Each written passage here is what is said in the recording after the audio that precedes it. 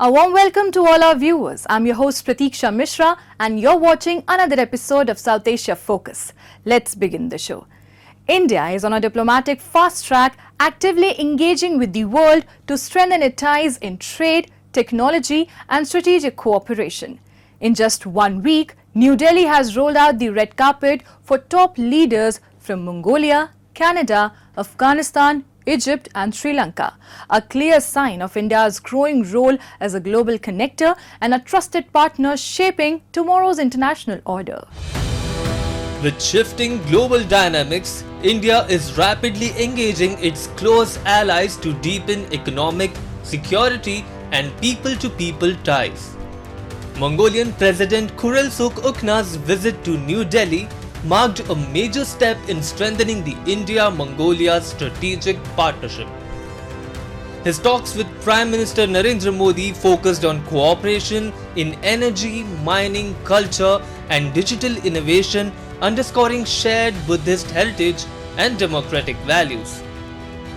Both nations inked 10 MOUs covering humanitarian aid, heritage restoration, immigration, mineral resources, cooperatives and digital solutions.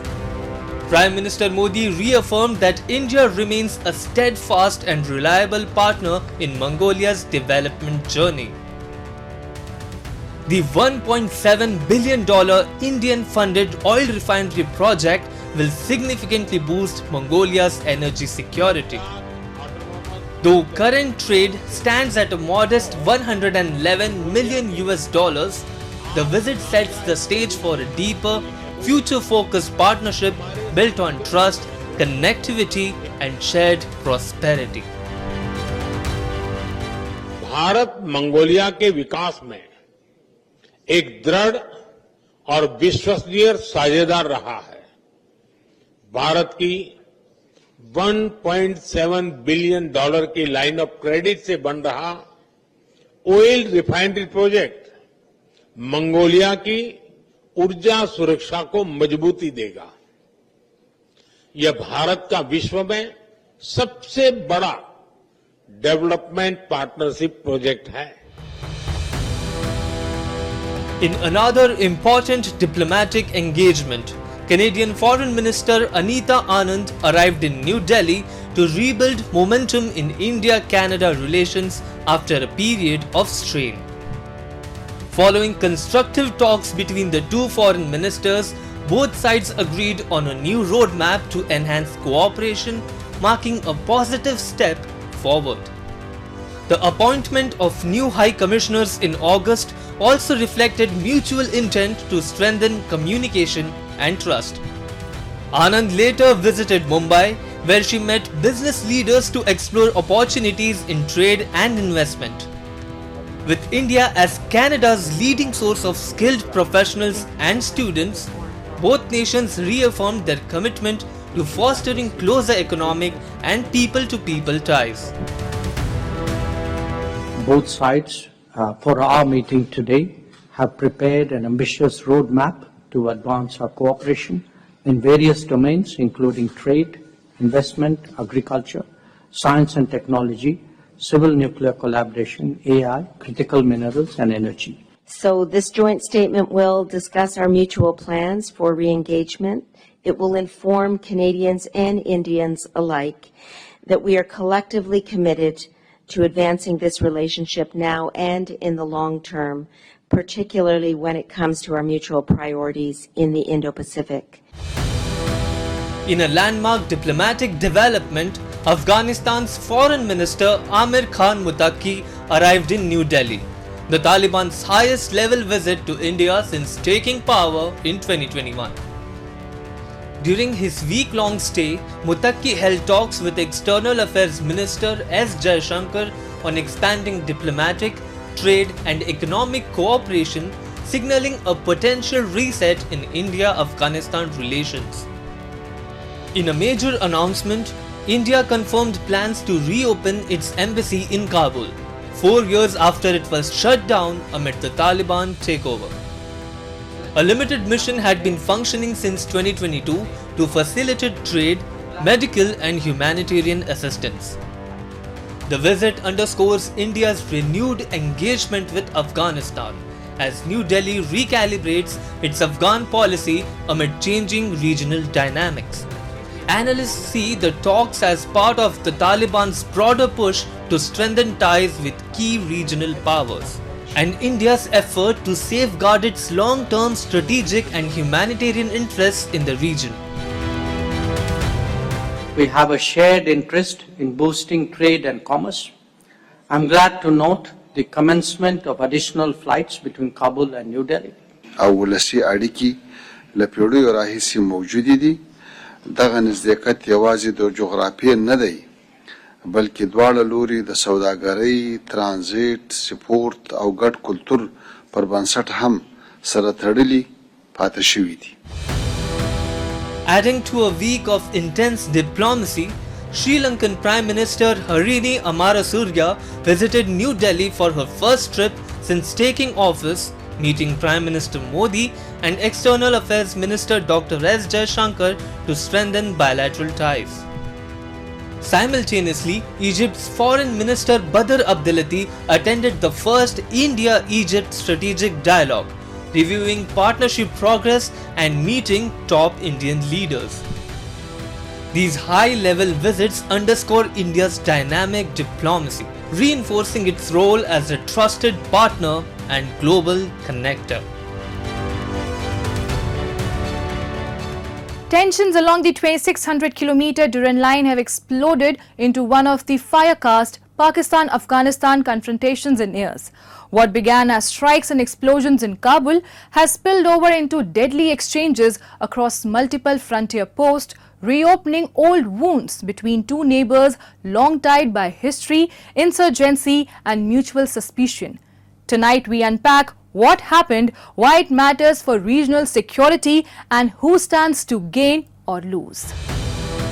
The violence erupted late on October 11 when Taliban forces in Afghanistan launched coordinated attacks on Pakistani military posts along the Durand line in what the Taliban described as retaliation for airstrikes in Kabul earlier that week. Exchanges of heavy fire were reported at multiple points in Khyber Pakhtunkhwa, Angur Adda, Bajor, Kurram, Dir and Chitral and in Balochistan's Bahram Chah. The immediate trigger was a series of explosions in Kabul and in Paktika province earlier in the week. Afghan officials said the blasts, which rocked the capital and a civilian market, followed Pakistani strikes aimed at Tehreek-e-Taliban Pakistan operatives believed to be travelling in the city. Islamabad has not publicly taken formal credit for the Kabul strikes but has repeatedly insisted it will act against militants it blames for deadly operations inside Pakistan if those militants operate from Afghan soil. Each side paints the other as the aggressor, and independent verification of many strike and casualty claims remains limited. सरहदी इलाकों में जो हमारे दूर दराज इलाके हैं वहाँ पे कुछ अटैक हुआ है, हम उसकी मजम्मत करता है और हम पाकिस्तान हुकूमत का ये काम एक बड़ा गलती समझता है. Afghanistan's Foreign Minister Amir Khan Muttaqi, who was on an official visit to India this week, told that the situation had been brought under control. He said Afghanistan's partners including Qatar and Saudi Arabia urged restraint and that the Taliban government had halted further hostilities.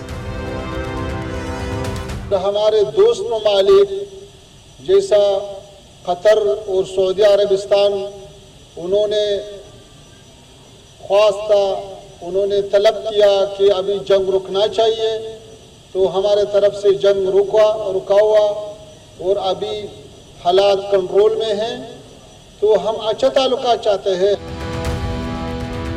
Once a close patron of the Taliban, Pakistan now finds itself on the receiving end of its former proxy's firepower. Islamabad had expected the Taliban to reign in the TTP after 2021, but instead terrorists have grown stronger. A United Nations report confirmed that Taliban fighters have supplied weapons and logistical aid to the TTP, a group ideologically aligned with them and responsible for major terror attacks in Pakistan, including the 2014 Peshawar Sool massacre. That history of patronage has now frayed into outright confrontation, a dangerous shift for a region that still bears the scars of decades of insurgency. I think Afghanistan need stabilization, need tranquility, need peace. Afghanistan have suffered enough over the last 5 decades, ever since the invasion of Afghanistan by the Soviet Union and the interfighting among different factions in Afghanistan. So again, to flare up attention between Pakistan and Afghanistan is not in the favor of any part of any countries, the stakeholder in the region, including India, South Asian region. So it's not a time for a war. And that was the Prime Minister of India have said it. It's not an era of wars. And I think Pakistan has to understand that solving a problem with Afghanistan, it's of their own interest first. Analysts say Pakistan's airstrikes and years of interference in Afghanistan's internal politics have now backfired. The Taliban views Pakistan's cross-border operations as direct aggression, while Islamabad accuses Kabul of sheltering terrorists. This cycle of blame and retaliation threatens to push both nations towards an uncontrolled conflict, endangering an already fragile region. This development has taken place, and obviously the responsibilities for this kind of retaliation which Afghan government has done against Pakistan is of Pakistani creation. And Pakistan had carried out strikes inside Afghanistan, killing several innocent people. And Foreign Minister of Afghanistan, who is currently on a week-long visit to India, Mr. Muttaqi, he has condemned this attack of Pakistan on Afghanistan. And obviously, he had promised for this kind of retaliation, which the Afghanistan has done it. And in this retaliation, 12 Pakistani soldiers have died. And obviously, Pakistan has got the strong response from Afghanistan. And it is quite clear that the relationship between Afghanistan and Pakistan at this point of time is very low, and it is worsening rather. For now, the border remains tense but calm, with crossings like Torkham closed and troops redeployed. Once hailed as brothers in arms, Pakistan and the Taliban are now adversaries on the frontier that has never been fully recognized by Kabul. The episode exposes a harsh truth. Pakistan's decades-old strategy of nurturing militant proxies has come full circle, leaving its western border in flames and its regional credibility in ruins.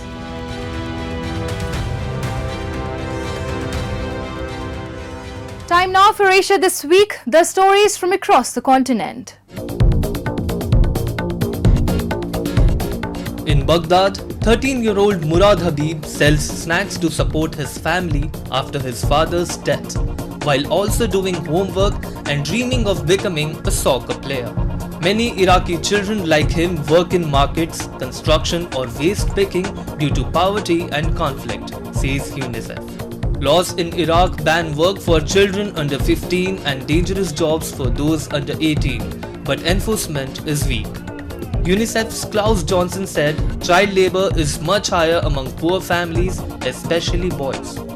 The UN and Iraqi government are working on reforms and training programs to help children find safer, dignified futures.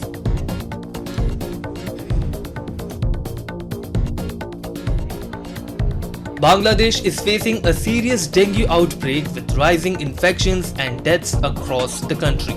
At Dhaka's Mugda Medical College Hospital, dengue wards are overcrowded and many patients are children. Doctors say that while total cases are fewer than before, the death rate is now the highest ever. Experts blame climate change, irregular rainfall, and poor mosquito control efforts for worsening the situation. In early October, officials reported over 50,000 cases and 215 deaths. The outbreak is also being made worse by an increase in chikungunya cases, another mosquito-borne disease that causes severe joint pain and fatigue. Brazilian environmental leader Chief Ahoni Metukatire, head of the Kayapo indigenous group, received the Liberatum Cultural Honour in London on October 15 for his lifelong work protecting the Amazon rainforest and supporting indigenous rights. At 93, Ahoni plans to attend the upcoming COP30 conference in Brazil to urge world leaders to defend the forest and his people's lands. The event was attended by Benedict Cumberbatch, Anita and Bianca Jagger. Trudy Styler, co-founder of the Rainforest Foundation with Sting, praised Ahoni's message about global environmental harm. Earlier that day, Ahoni also met King Charles at St. James Palace.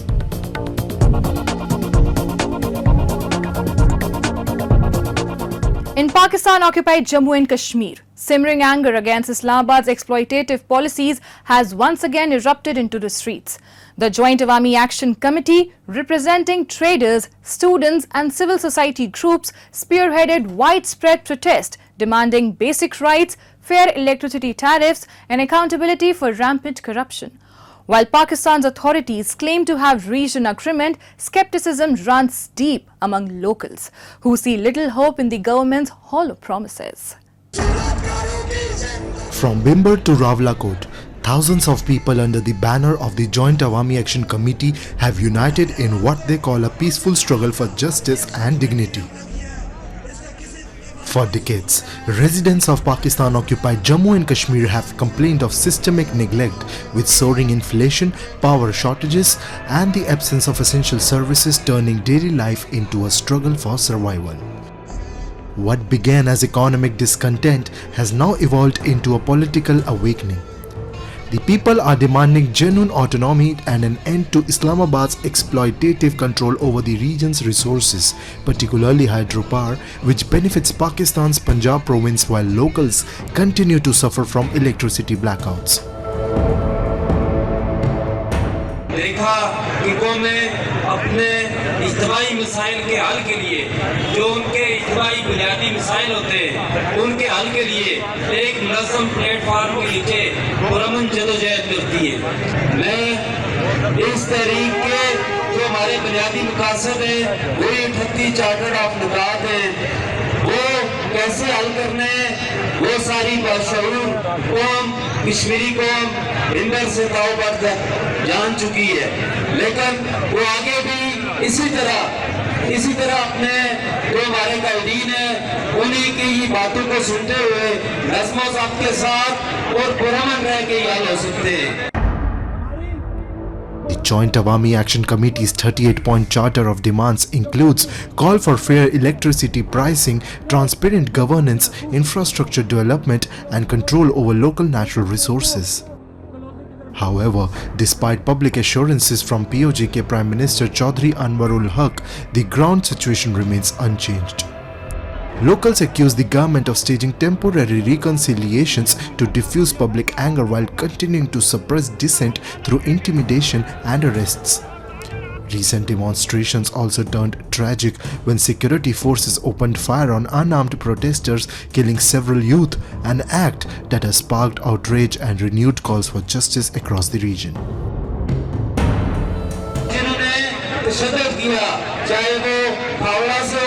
या जिस जगह से भी हो, इंशाअल्लाह मुझे बहसीयत मुसलमान ये यकीन है कि अगर कानून ने उनको सजा ना मिली तो अल्लाह की लाठी जो आवाज है उनको इंशाअल्लाह जरूर सजा मिलेगी, क्योंकि उन्होंने पुरअमन और नहते लोगों के ऊपर जो है वो बिला जवाब 29 की तारीख को एक पुरअमन रैली के नाम पर जो इंतशार फैलाया, जो नौजवान शहीद किया और जो जख्मी किए वो इंतहाई एक ऐसा फेल है जिसकी कोई माफी नहीं है। The leader's words reflect a broader sentiment among the people. The state violence and corruption will no longer go unchallenged. The killings of innocent youth have become a rallying cry for justice, with families demanding accountability from the very state that claims to represent them. Meanwhile, Pakistan's federal government in Islamabad has chosen silence, avoiding direct comment on the unrest. Analysts say this reluctance stems from fears that acknowledging the crisis could reignite debates about Pakistan's illegal occupation and human rights violations in the region.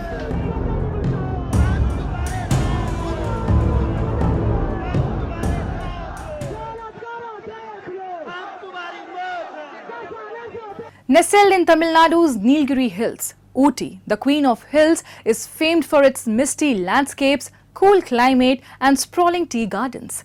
Yet beyond its scenic charm, it entices visitors with a sweeter treasure, handcrafted chocolates that every tourist relishes before leaving. Cradled in Tamil Nadu's Nilgiri Hills, Ooty is renowned for its breathtaking landscapes, lush valleys and soothing climate. But beyond its natural beauty, the town has a sweeter claim to fame. Its delectable handmade chocolates, a treat that has become an essential part of the Ooty experience. The chocolate industry, which began during British rule, has grown into a vital part of the town's economy. Ooty's cool weather and pristine environment makes it perfect for crafting chocolates, drawing tourists to too many shops brimming with handmade delights. Most chocolates are still prepared and packaged by hand using traditional methods, though small machines are now employed to maintain hygiene. Range, it starts from 300 to 8,000 rupees per kilo. And mainly we focus sugar-free chocolates also for the elder peoples who are most conscious about sugar. We have zero sugar chocolates which has 100% cocoa, and we use alternative sugars like stevia, avarampu and other things to give a flavorful varieties of chocolates. The chocolates owe their irresistible taste to unique, traditional methods of preparation, with local residents, especially women, playing a vital role in this thriving craft. Ooty's shops and markets brim with a dazzling array of flavors: milk, dark, white, mint, coffee, strawberry, orange, almond and cashew, enticing visitors of all ages. From curious children to chocolate-loving adults, tourists eagerly sample and take home these handcrafted delights, making them a sweet highlight of every trip. I saw quite amazing variety of chocolates, and the premium ones were actually very tasty. I have tried the other commercial chocolates. What we have is more of sugar and less of chocolate, but here you can feel that authentic taste, and it was really a good experience. Ooty's handmade chocolates have become a hallmark of the city, attracting both domestic and international visitors. Shops bustle with people eager to take these treats home, and the famous Choco Story even features a chocolate museum showcasing the journey from cocoa seeds to finished creations, including unique doll-shaped chocolates. They have a museum here where they'll show the chocolate making history and the homemade chocolate culture that Ooty possesses. So that is something that is new for us, and and I have very good childhood memories coming to chocolate museums and factories in Ooty. But yeah, it's a time to cherish all those old memories. Until recently, Ooty was celebrated mainly for its natural beauty and tea gardens. But over the past few decades, it has also earned fame for its delicious handmade chocolates. These streets have become an essential part of the tourist experience, ensuring that every visitor leaves with a sweet memory and a delightful souvenir to take home.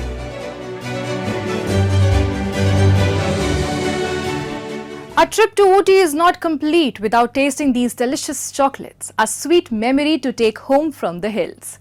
And with that, we come to the end of this week's episode. See you next week. Till then, goodbye and take care.